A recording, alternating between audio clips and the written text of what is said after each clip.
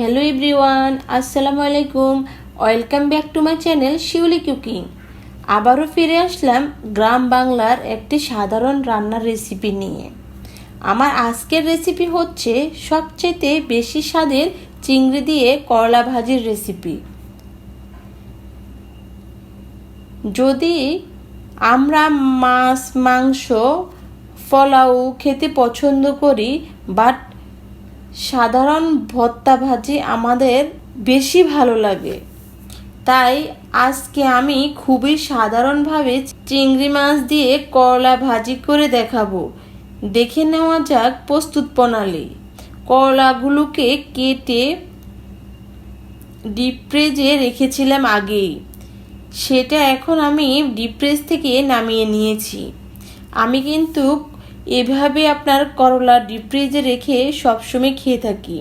একটা বাটিতে করলাগুলোকে ঢেলে নিচ্ছি, পানি দিয়ে ধুয়ে নেব।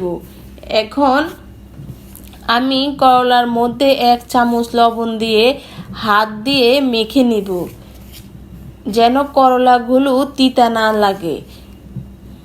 এখন একটু পানি দিয়ে ধুয়ে নেব, করলা যে তিতা ভাব থাকে সেটা চলে যাবে।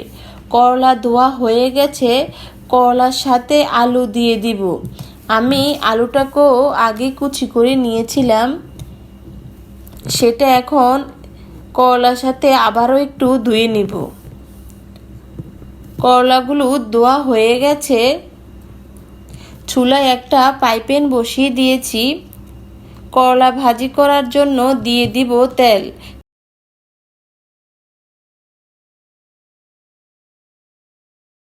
তেল গরম হলে পেঁয়াজ কুচি, রসুন কুচি, কাঁচামরিচ এখন তেলের মধ্যে দিয়ে দিচ্ছি। পেঁয়াজটাকে ভেজে নিতে হবে। এইভাবে করলা ভাজি করলে খেতে দারুণ লাগে। করলার মধ্যে এখন আমি 1/2 চামচ হলুদের গুঁড়া, স্বাদ মতো লবণ দিয়ে হাত দিয়ে একটু মেখে নিব।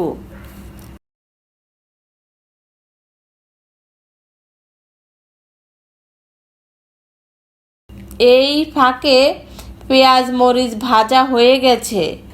চিংড়ি মাছগুলো ধুয়ে রেখেছিলাম, পেঁয়াজ মরিচের সাথে চিংড়ি মাছগুলো ভেজে নিব। চিংড়ি মাছগুলো ভেজে নেওয়া হয়ে গেছে, এখন আমি করলাগুলো দিয়ে দিব। এইভাবে করলা ভাজি করলে অনেক ঝরঝরা হয়। এখন আমি নেড়ে দিব। এই করলা ভাজিটা চাইলে আপনারা গরম ভাত বা পোলাওর সাথেও খেতে পারেন। আবারও একটু নেড়ে দিতে হবে। চুলার আঁচ মিডিয়ামে রেখে এই করলাটা ভেজে নিতে হবে। করলাগুলো যে ফ্রোজেন করা ছিল সেটা কোনোভাবে বোঝা যাচ্ছে না। আমি করলাগুলো কিছুক্ষণ রান্না করে নেব। কিছুক্ষণ পরেই ফিরে আসলাম।